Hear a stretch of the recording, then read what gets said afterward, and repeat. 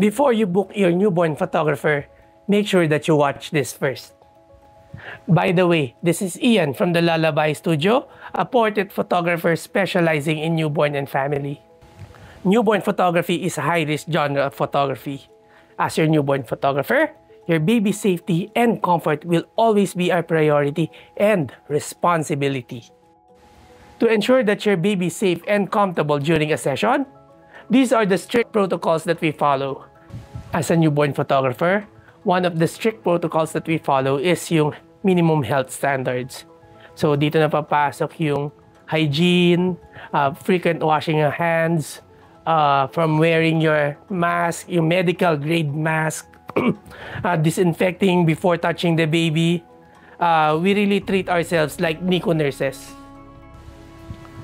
One of the best practice that we also follow is doing one newborn session a day. Kasi the more newborns that you handle during the day, the higher the risk or chance of cross-infection.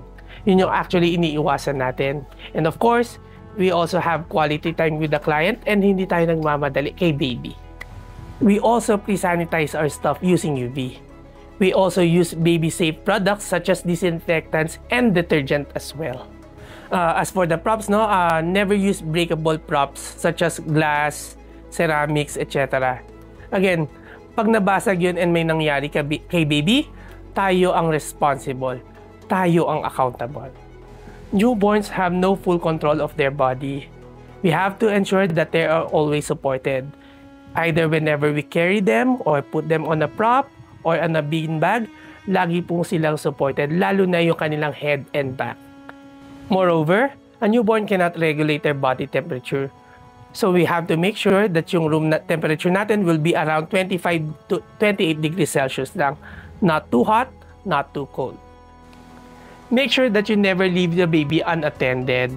Most of the time, always have a spotter within reach ni baby, no? So like in my case that I don't really have an assistant, I always involve the parents, especially the dad, to be my assistant during the day. Mas madalas naman kasi gusto nila ring maging involved sa shoot. So at least meron silang participation during the session, no? Just to add, we never force a baby into a pose that he or she is not comfortable at. Most of the time, we try it a couple of times, but again, pag hindi talaga siya komportable, we move forward to a different one where your baby is comfortable and safe.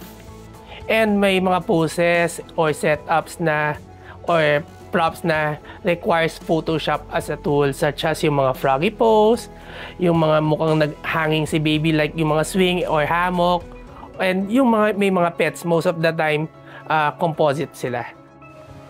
Make sure that you're also vaccinated against pertussis and flu. Nakakatakot kasi baka makahawa tayo. Again, prevention is better than cure. Newborns are susceptible to these viruses and these are deadly sa kanila. Whenever you feel unwell or if sa side ni client merong may sakit, it is better to reschedule the session. May mga instances rin na may medical conditions si baby such as premature or low birth weight, clubfoot, or kakatuli lang, no? Better seek for the pediatrician's approval first before we proceed with the session. By the way, one important thing, as newborn photographer, we never give medical advice to our clients unless you are a medical practitioner. Always refer them to their doctor or pediatrician for medical advice. And lastly, ito yung madalas na nakikita ko or na-overlook ng ibang photographers, yung camera strap. Whenever we shoot a baby on top, no, make sure na nakasuot yung strap nyo either sa neck or nakapalupot siya sa hands nyo. Accidents may happen. So, at least kung mabitawan nyo man yung camera nyo, masasalo pa siya ng strap nyo. So, these are the safety protocols that we strictly follow. Never compromise. These are non-negotiable. If you're still here, thank you so much for watching. Make sure to follow us on our Facebook, TikTok, and Instagram. Just search for the Lullaby Studio. Again, this is Ian, and have a great day.